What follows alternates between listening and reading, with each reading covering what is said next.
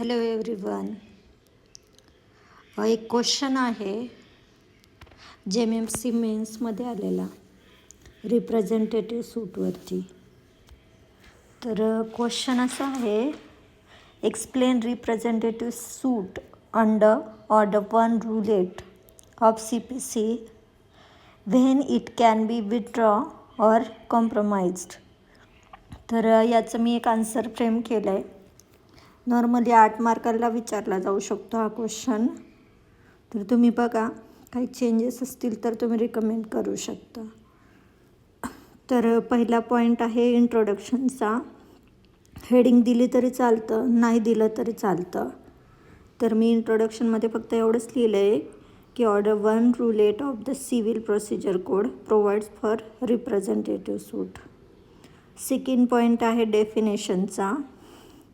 A representative suit is one in which one or more persons sues or defend on behalf of all or numerous persons having the same interest in one suit.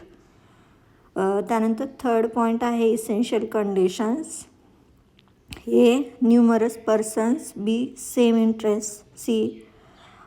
Permission or leave of the court.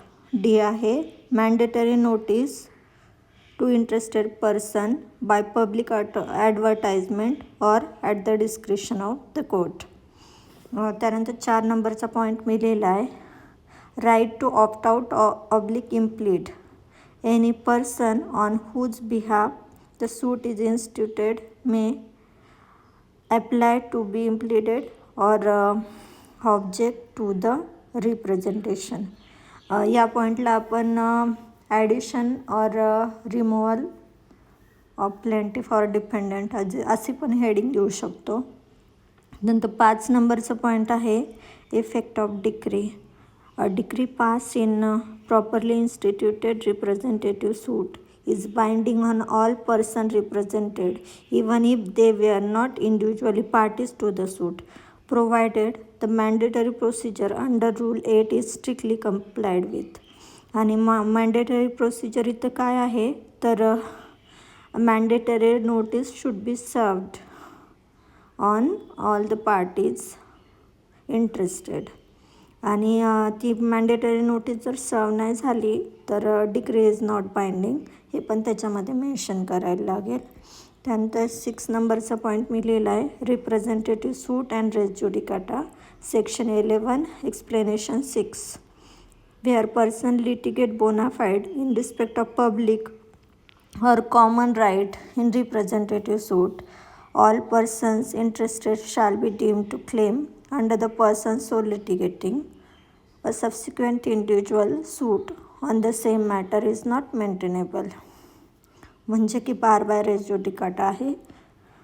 त्यानंतर 7 point आहे plaintiff sewing as representative. Order 1 rule 4 आहे, sorry हा order 7 rule 4 आहे, इथं mistake आहे, correct करून घ्या. The plaint shall show not only the plaintiff existing interest in the subject matter but also that he has taken necessary step if any to enable him to institute a representative suit.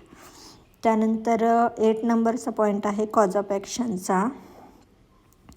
For determining whether person suing or defending have the same interest in one suit, it is not necessary to establish that all such person have the same cause of action.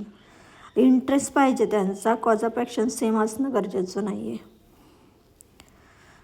त्यानंतर 9 नंबरचा point आहे withdrawal or compromise of representative suit. ह्याला correlate करायला लागेल आपल्याला. Order 1 rule 8चं sub clause 4 आहे आणि ऑर्डर 23चं रूल 3 आहे. No part of the claim in any representative suit shall be abandoned or withdrawn. No agreement, compromise or satisfaction shall be recorded unless the court has given notice to all interested person at the plaintiff expenses and with the leave of the court is obtained. त्यानंतर 10 नंबरचा point मी इथं abetment लिहिला आहे. If any person dies the representative suit does not abate, other interested person may proceed with the suit or apply to be added as plaintiff. तर 11वा point मी कॉस्टचा बनवला आहे. Parties on record are liable to pay cost. In exceptional cases a person who is not a party may be directed to pay cost, or cost may be paid out of property belonging to the community represented in the suit. आणि representative डिक्रीचं execution कसं होतं त्याचा 12वा point मी बनवला आहे.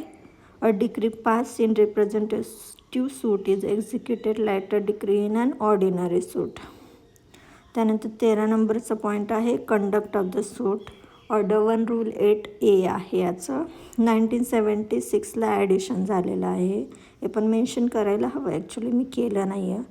The court may permit a person or body interested in representative suit to present its opinion on any question of law in issue or to take part in the representative suit proceedings.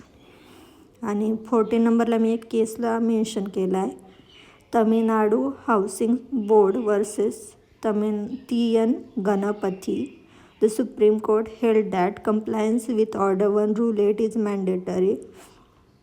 Non-compliance renders the decree non-binding.